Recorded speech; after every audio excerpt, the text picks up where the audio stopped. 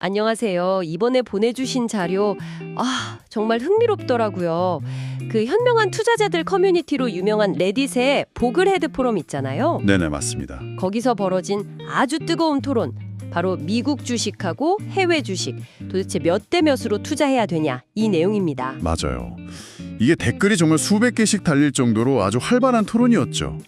그냥 단순한 의견 교환이 아니라 뭐랄까 각자의 투자 철학이랑 꽤 깊이 있는 논거들이 막 부딪히는 그런 현장이었어요. 그렇죠.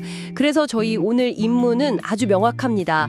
이 수많은 의견 또 숫자들 속에서 길을 잃지 않도록 토론에 담긴 핵심적인 투자 철학들을 하나하나 꺼내서 명확하게 정리해드리는 겁니다. 자, 그럼 바로 이 지적인 논쟁의 장으로 들어가 볼까요? 좋습니다. 그럼 가장 먼저 이 토론이 왜 시작됐는지 그 근본적인 이유부터 짚어봐야 할 것 같아요.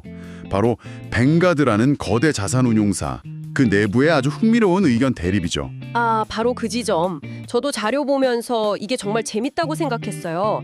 아니, 회사는 해외 주식의 20에서 40%는 투자하라고 공식적으로 권장하는데 네, 공식 입장은 그렇죠. 정작 그 회사를 세운 전설적인 창립자 존 보글은 거의 정반대 이야기를 했다는 거잖아요. 이거 거의 뭐 집안 싸움 아닙니까? 뭐 그렇게 볼 수도 있겠네요. 실제로 보글헤드 커뮤니티의 모든 고민이 여기서부터 시작되거든요. 먼저 뱅가드의 공식 연구 결과를 보면요. 완벽한 분산 투자의 효과를 누리려면 주식 포트폴리오의 약 40%를 해외 주식으로 채워라, 이렇게 권장을 합니다. 40%요? 네. 그리고 최소한 20%는 넘겨야 한다고 하고요. 변동성을 줄이면서 이제 미국의 시장의 성장 기회도 놓치지 말라는 아주 교과서적인 접근인 거죠. 와, 40%면 생각보다 비중이 상당히 크네요. 거의 뭐 절반 가까우니까. 그런데 정작 아거지격인 존 보글은 왜 그렇게 반대를 했을까요? 존 보글의 논리는 아주 명쾌했습니다. 초기에는 아예 해외 주식 0%를 주장했어요. 0%요? 네. 굳이 해외 주식을 왜 사냐? 코카콜라, 애플 같은 미국 초우량 기업들 이미 전 세계에서 돈 벌고 있지 않냐? S&P 500에 투자하는 것만으로도 당신은 이미 글로벌 분산 투자를 하고 있는 거다. 이게 그의 핵심 주장이었죠. 그러니까 미국 대기업의 매출이 이미 전 세계에 분산되어 있으니까 굳이 주식 자체를 해외 것으로 살 필요는 없다, 이런 논리군요. 와, 일리가 있네요. 그렇죠. 그런데 이제 말년에 가서는 입장을 조금 부드럽게 바꿉니다. 해외 투자를 굳이 하고 싶어하는 투자자들을 위해서 전 그렇다면 최대 20%까지는 괜찮다, 이렇게 한 발 물러섰죠. 잠깐만요. 그럼 정리해보면 정말 재미있네요. 회사는 최소 20%에서 권장 40%, 네. 창립자는 0%에서 최대 20%. 이 둘의 의견이 딱 그 20%라는 지점에서 아슬아슬하게 겹치네요. 바로 그겁니다. 그래서 토론 참가자들이 아주 현명한 타협점을 찾아내요. 보글헤드 3펀드 포트폴리오 가이드라는 책을 인용하는데 여기서 이 둘의 중간 지점인 20%를 합리적인 절충안으로 제시를 하거든요. 보글의 최대 20%와 뱅가드의 최소 20%가 딱 만나는 지점이니까 누구에게도 크게 비판받지 않을 안전한 선택지가 되는 셈이죠. 고민 자체가 머리 아픈 사람들도 많을 것 같아요. 저처럼요. 그냥 아무것도 모르겠으니까 시장 평균만 따라가고 싶다. 이럴 때 쓸 수 있는 가장 간단하고 중립적인 방법은 없을까요? 토론에서 그 know nothing answer, 아무것도 모를 때의 정답이라는 표현이 되게 인상 깊었어요. 네, 물론 있습니다. 바로 시장가치 가중치, 마켓캡 웨이팅을 그대로 따르는 방법입니다. 이건 뭐랄까, 내 예상을 1%도 섞지 않겠다는 가장 겸손하고 수동적인 접근법이에요. 전 세계 모든 상장 기업의 시가총액을 다 더해서 각 나라가 차지하는 비중만큼 내 포트폴리오를 그대로 복제하는 겁니다. 그러니까 미국 시장이 전 세계의 60%를 차지하면 내 돈도 60%를 미국에, 유럽이 15%면 내 돈도 15%를 유럽에, 이런 식으로요. 예측을 아예 안 하는 거네요. 정확합니다. 그리고 이걸 실천하는 방법은 정말 놀라울 정도로 간단해요. VT, 그러니까 뱅가드 토탈 월드 스톡 ETF라는 펀드 하나만 사면 끝납니다. 펀드 하나로요? 네. 이 펀드가 알아서 전 세계 주식 시장의 비중 변화를 매일 추적해서 자동으로 리밸런싱까지 다 해주거든요. 현재 기준으로 보면 이 펀드는 대략 미국 60%, 해외 40% 정도로 구성되어 있습니다. 펀드 하나로 모든 고민이 해결된다니 솔깃하긴 한데 너무 단순해서 오히려 뭔가 놓치는 건 아닐까 이런 불안감도 드는데요. 모든 걸 하나의 바구니에 담는 것에 대한 우려는 없었나요? 좋은 지적입니다. 하지만 이 방법의 철학은 단순함이 곧 강점이다라는 거예요. 토론의 한 참가자가 아주 직설적인 댓글을 남겼죠. 시장가치 가중치 외의 모든 비율은 그냥 사람들이 자기 머릿속에서 지어낸 판타지일 뿐이다. 와, 좀 과격한데요? 조금 과격하죠. 근데 그만큼 이 방법이 가장 객관적이고 논란의 여지가 적은 기준점이다. 뭐 이런 의미를 담고 있는 거죠. 내가 시장을 이기려는 오만함을 버리는 선택이니까요. 알겠습니다. 시장을 이기려 하지 말고 시장 그 자체가 되라 이런 말이군요. 그런데 토론의 대다수 의견은 이 60대 40 비율을 따르지 않는 것 같았어요. 70대 30이나 80대 20처럼 의도적으로 미국 비중을 더 높게 가져가는 사람들이 훨씬 많더라고요. 미국 투자자들이 자국 시장에 더 투자하는 거? 이른바 자국 편향. 여기에도 뭐가 합리적인 이유가 있겠죠. 네, 매우 중요한 포인트입니다. 이게 단순한 애국심이나 막연한 믿음이 아니고요. 여기에는 몇 가지 아주 현실적인 근거가 있습니다. 토론에서 나온 이야기들을 정리해보면 크게 4가지로 볼 수 있어요. 첫 번째는 세금 효율성입니다. 세금 문제 언제나 중요하죠. 그렇죠. 해외 주식에서 배당금을 받으면 보통 그 해당 국가에서 먼저 세금을 떼고 남은 돈이 미국으로 들어와서 또 미국 세법에 따라 과세될 수가 있거든요. 물론 이중과세 방지 협약이 있어서 일부 공제를 받지만 과정도 복잡하고 100% 완벽하게 상쇄되지 않는 경우가 많죠. 반면에 미국 자산은 미국 내에서 한 번만 깔끔하게 과세되니까 더 효율적이다 이런 주장입니다. 근데 그 세금 혜택이 해외 투자의 분산 효과를 포기할 만큼 그렇게 큰가요? 토론에서 혹시 그 둘의 장단점을 비교하는 의견은 없었는지 궁금하네요. 아주 날카로운 질문입니다. 사실 토론에서도 그 부분에 대한 갑론박이 좀 있었어요. 결론적으로는 엄청나게 큰 차이는 아니다라는 의견이 우세했습니다. 하지만 장기적으로 보면 무시할 수 없는 차이를 만들 수도 있고 무엇보다 신경 쓸 일이 줄어든다는 그 편의성도 한몫한다는 거죠. 그리고 두 번째 이유는 통화 일치입니다. 이건 제가 쓸 돈의 통화랑 내 자산의 통화를 맞춘다는 개념이죠. 이건 이해가 잘 됐어요. 맞습니다. 미국 투자자 대부분은 은퇴 후에 달러로 장을 보고 달러로 병원비를 낼 거잖아요. 그렇죠. 그런데 내 자산의 상당 부분이 유로화나 엔화로 되어 있다면 환율이 불리하게 움직일 때마다 내 은퇴 자금의 가치가 막 출렁이게 되겠죠.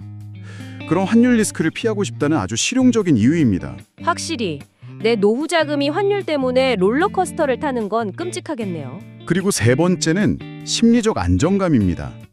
이건 숫자로 측정하기는 어렵지만 어쩌면 가장 중요한 요소일 수도 있어요.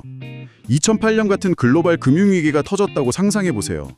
전 세계 주식시장이 폭락하는 상황에서 내가 잘 알지도 못하는 베트남이나 독일 경제가 회복될 거라고 믿는 거랑 그래도 내가 살고 있는 미국 경제가 결국엔 회복될 거라고 믿는 것 중에 어느 쪽이 더 쉬울까요?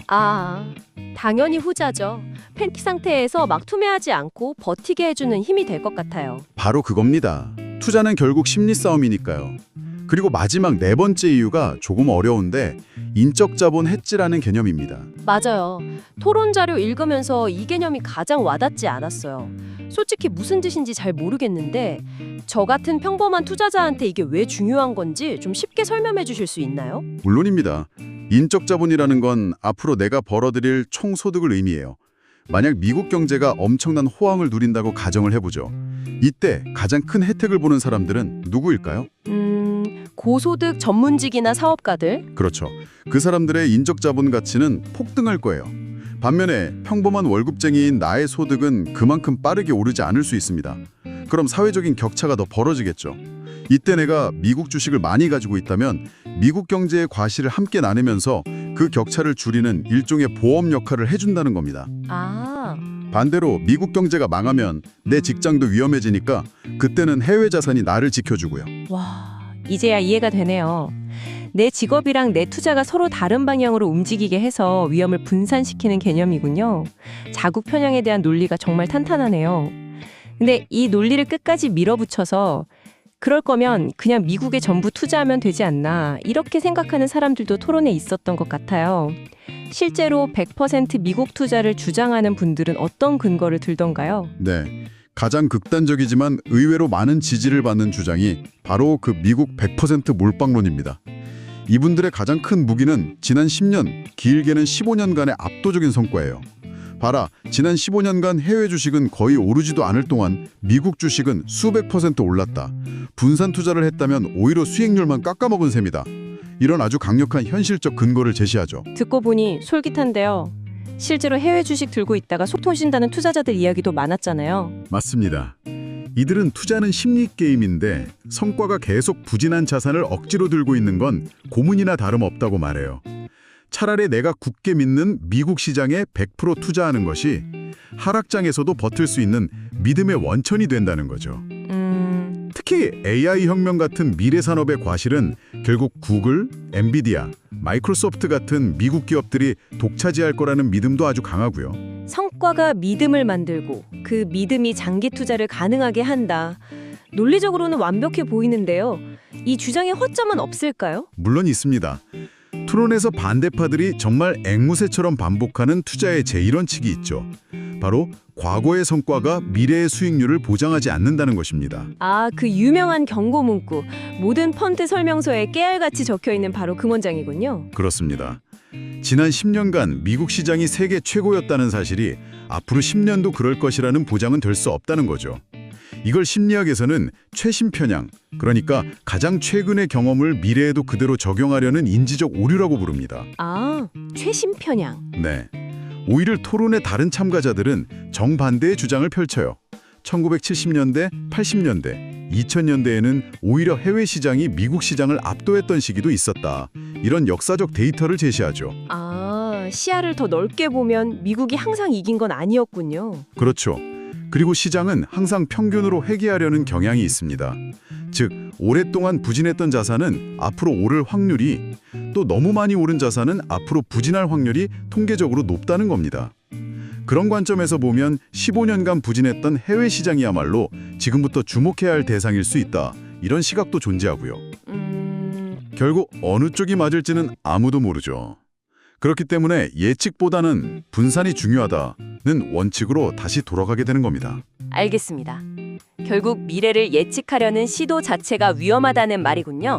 좋습니다. 그럼 이제 이론적인 논쟁은 이쯤 하고 좀 더 실질적인 이야기로 넘어가 보죠. 마음속으로 비율을 정했다면 실제로 어떻게 투자를 시작해야 할까요? 토론을 보니까 펀드 하나로 끝내는 간단한 방법부터 스스로 토끼굴에 빠졌다고 표현할 만큼 복잡한 방법까지 정말 다양하더라고요. 네, 이 부분도 투자자의 성향에 따라 선택지가 나뉩니다. 가장 단순한 레벨 1은 앞서 말씀드린 VT 펀드 하나로 모든 걸 해결하는 거예요. 설정하고 잊어버리는 방식이죠. 대부분의 투자자에게는 이것만으로도 충분합니다. 그럼 레벨 2는 어떤 건가요?